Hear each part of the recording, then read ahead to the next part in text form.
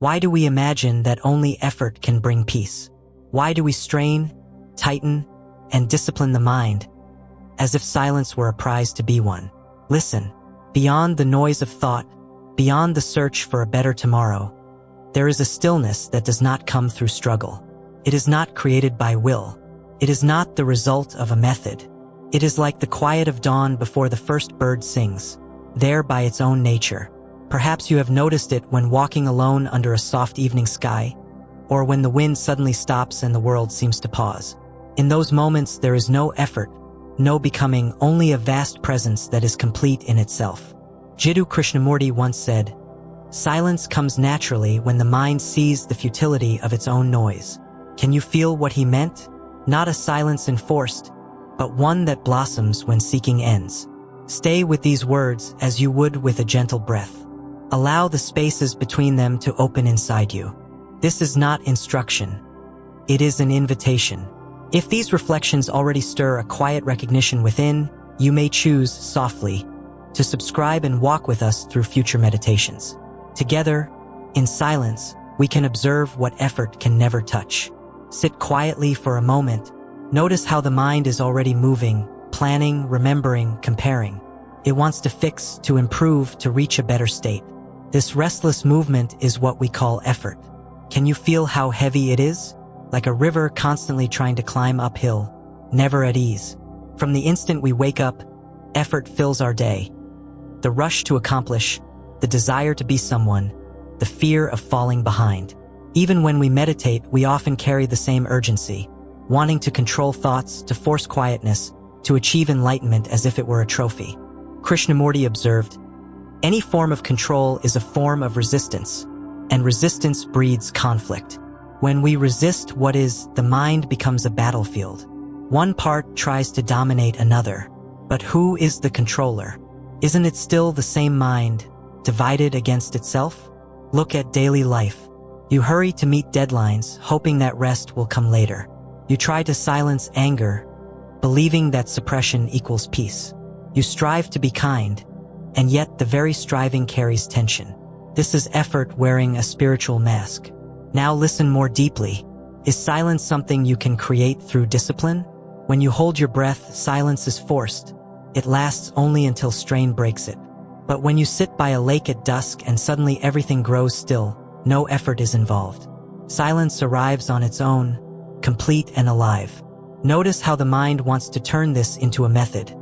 If I sit by a lake, I will find peace. But method is effort in disguise. Krishnamurti said, "Truth is a pathless land. Silence is not a destination on a map. It is what remains when the map is dropped." Consider fear. We worry about the future, the health of loved ones, the security of our job, the state of the world. We imagine control will free us. So we plan obsessively, rehearse conversations, build walls of precaution. But fear persists because the very attempt to escape it sustains it. Fear feeds on the hope of ending fear. The same is true for desire. We chase possessions, recognition, even spiritual experiences. Each success only sharpens the hunger for more. The mind says, "I will be free when I get there." But there never arrives, because desire is movement without rest. Can you sense the futility? When the mind sees this clearly, not as an idea but as a fact, something extraordinary happens. Observation without choice ends the conflict. Silence is the flowering of that ending. Pause here. Let the words settle like soft rain. No need to agree or disagree. Simply listen. Perhaps you feel a gentle space opening inside, a quiet not made by will. This is the essence of meditation as Krishnamurti spoke of it. Not practice, not repetition, but pure attention. Meditation is the emptying of the mind of all the known, he said. It is not something you do. It is something that happens when doing stops. If this reflection touches something in you, allow yourself, without pressure, to follow these explorations again. You may softly subscribe or revisit this space, not as a duty, but as a natural continuation of your own inquiry.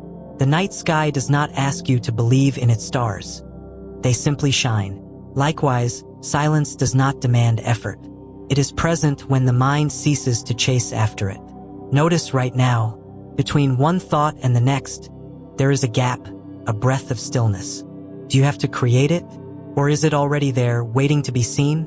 Stay with that question without seeking an answer. Remain with that quiet space for a few heartbeats. Do not hurry to fill it. Notice how the mind wants to capture it, to name it, to keep it.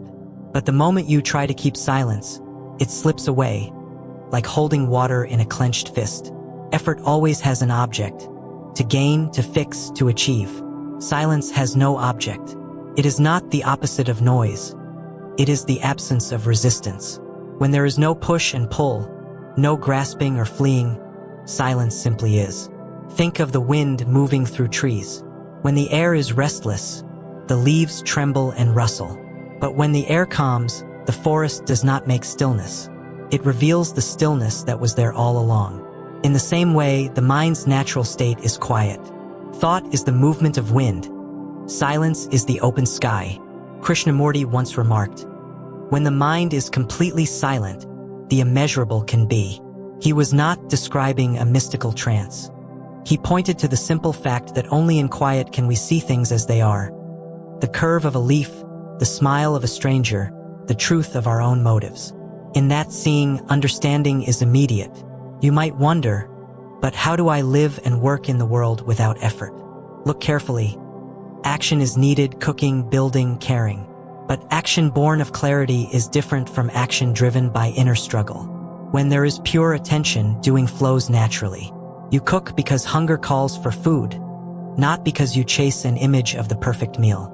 You work because life asks for participation, not because you fear insignificance. This effortless action is like a musician improvising when every note arises from listening, not from anxious control. The movement is precise yet free. Fear loses its grip here. When you watch fear without trying to escape it, you see it unfold and fade on its own. Desire softens when you no longer feed it with plans of satisfaction. Quiet attention is not passive. It is profoundly alive. Take a moment to sense your breath, not to regulate it, simply to feel it. Air entering, air leaving. Between the breaths is a natural pause, a doorway to vastness. You did nothing to create it. Perhaps you notice sounds around you. The hum of electricity, distant traffic, a bird. Instead of pushing them away to protect silence, let them be part of the stillness. Silence is not the absence of sound. It is the absence of resistance to sound. If these words awaken even a small taste of that spacious awareness, consider letting this exploration accompany you again. You may gently subscribe or share it, not as a task, but as an organic step in your own inner journey. Notice how the mind now feels lighter. No burden to become, no race to win. This is the freedom Krishnamurti spoke of, a freedom that begins when the mind sees the futility of seeking freedom. He said, "Freedom is at the beginning, not at the end." Do you see the subtle beauty of that? We do not travel toward silence. Silence is the ground from which every true movement springs. Imagine standing on a quiet shore at dusk. Waves rise and fall. Each wave is like a thought, appearing, dissolving. The sea itself remains unmoved. You are not the restless wave. You are the vastness that holds it. Stay with this understanding as a living presence, not a concept. Allow it to guide simple moments. Washing dishes, walking, meeting a friend. Silence is not apart from life. It is life when the noise of becoming subsides. Pause once more. Feel the quiet not only around you but within the very act of listening. This is meditation without method, open, boundless. If this meditation speaks to your heart, you may softly choose to support and revisit these gatherings of silence, to share them so others may also find rest in stillness, not as obligation but as a natural resonance of insight. And remember, the deepest transformation does not happen through effort. It flowers when effort ends and pure observation remains, like a dawn that needs no command to arrive. There is a moment when listening becomes so complete that the listener disappears. No effort to observe, no center that says I am watching. Only observation itself, pure and unbroken. Perhaps you are sensing it now. The quiet that has been with us from the beginning is no longer a backdrop. It is the essence of every breath, every sound. Here something subtle and revolutionary unfolds. Transformation without the machinery of will. Krishnamurti once said, "The ending of the known is the beginning of the new." When the mind stops projecting what should be, the old patterns, fear, ambition, sorrow, simply end. Not because you force them away, but because the light of complete awareness leaves no shadow in which they can survive. See how different this is from self-improvement. Effort is rooted in becoming. I must change, I must reach, I must arrive. But becoming always carries its own conflict. The I that tries to change is made of the very thoughts it hopes to escape. It is like trying to clean muddy water with muddy hands. The shift happens when there is no longer a cleaner, only the clear seeing of mud as mud. In that seeing, without resistance, the water settles on its own. Notice the body now, how it breathes without your command, how the heart beats without effort. Life moves in effortless intelligence. Silence is not opposed to action. It is the source of intelligent action. From it arises a natural compassion, a spontaneous clarity that needs no blueprint. This is why Krishnamurti spoke of choiceless awareness. Not the paralysis of indecision, but an awareness so whole that choice, born of conflict, has no place. When the mind is entirely present, action is simply right. You speak when words are needed. You are quiet when silence serves. No motive guides it, yet it is precise. Perhaps you wonder, is this rare state reserved for a few? Look closely. It is not a gift granted to special people. It is the natural ground of every human mind when the noise of seeking falls away. Right now, in this very listening, it is here. Pause. Feel the vastness behind and within each sound. The world may be restless, phones ringing, news unfolding, but silence is untouched. It is not fragile. It is immeasurable. If this insight is dawning in you, let it ripple outward gently. Without pressure, you may wish to share this reflection with someone you care for, or simply allow it to inform the next step you take. This is a quiet form of offering, sharing not conclusions, but space. And as you sit with this understanding, you may sense an even deeper mystery. Silence is not something you enter. It is what you are when the story of effort ceases. Like the open sky, it needs no defense and no achievement. Stay here for a while. Nothing to fix, nothing to grasp. Only the timeless presence in which every movement appears and dissolves. There comes a moment when listening becomes so whole that the listener is no longer separate. No observer, no observed, only a single movement of awareness. This is not an achievement. It is the natural flowering of a mind that sees the futility of its own effort. Perhaps you feel it now. The quiet we have been touching is no longer background. It is the heart of every breath, every sound, every perception. Here, transformation unfolds without will or method. Krishnamurti once said, "When the mind sees what is false as false and what is true as true, the false drops away by itself." There is no struggle in this seeing. It is like opening your eyes at dawn. The darkness recedes not by force, but because light has arrived. Notice how different this is from what we call self-improvement. Effort always seeks an end. I must conquer anger. I must become peaceful. But the I that struggles is built of the very thoughts it tries to escape. To fight fear is to feed it. To chase peace is to keep disturbance alive. Insight comes when this endless chase stops, not as an act of resignation, but as the simple clarity that running in circles leads nowhere. At that instant, the circle dissolves. Fear falls silent. Desire loosens. Silence is no longer something to reach. It is the ground from which perception arises. Think of a still lake. When the wind ceases, the water naturally becomes clear and reflective. You do not purify it by force. You simply stop disturbing it. In the same way, when thought's compulsive motion subsides, the mind reveals a depth that was always present. Krishnamurti called this choiceless awareness, a seeing that is complete in itself. It is not indifference or passivity. On the contrary, it is vibrant with intelligence. From such awareness, action flows freely. Words spoken when needed, silence kept when wise. No motive drives it, yet it is precise and compassionate. Look now at your own breathing. It happens without command. The heart beats, cells renew, life moves in quiet order. This effortless harmony is not separate from the silence we speak of. It is the very movement of life when the mind ceases to interfere. Perhaps a question arises. Can such freedom endure in everyday life? Observe carefully. This silence is not bound to a special room or a perfect moment. It is present while you walk on a crowded street, while you wash dishes, while you listen to a friend. It is not the absence of sound. It is the absence of resistance. Pause with this. Let the insight sink deeper than words. Nothing needs to be added. Silence is not an experience to remember. It is the timeless space in which experiences come and go. If these reflections touch something within you, you may wish, gently, to share them, to invite others into this quiet discovery. Not as a mission, but as a natural resonance of understanding.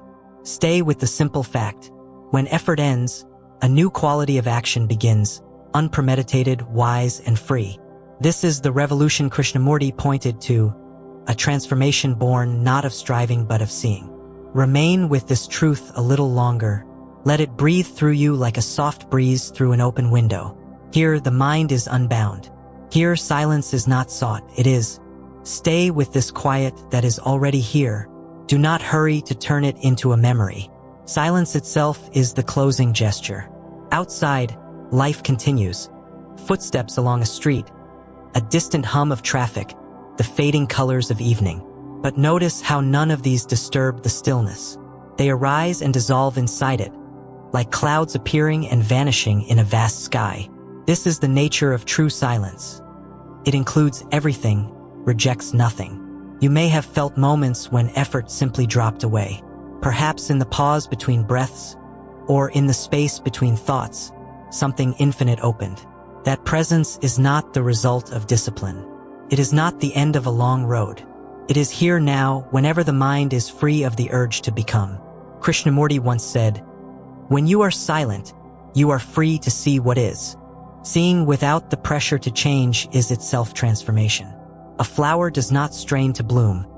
It unfolds because life itself is movement. In the same way, the mind in quiet awareness flowers into clarity and compassion. As this meditation draws to a gentle close, you need hold on to no conclusion. Let the words fade like evening light. Allow the silence to remain, not as something to protect, but as the natural ground of your being. If this exploration has resonated in your heart, you are warmly invited to continue the journey with us.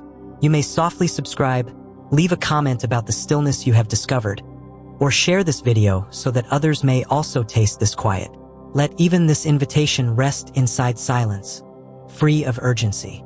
Take one more unhurried breath. Feel the life within you effortless, whole. Notice how, when effort ends, what remains is not emptiness but a living peace without name. Let the music, or the hush of your room, carry you beyond these final words. The meditation is not ending. Only the speaking is. The silence is infinite, and it is already yours.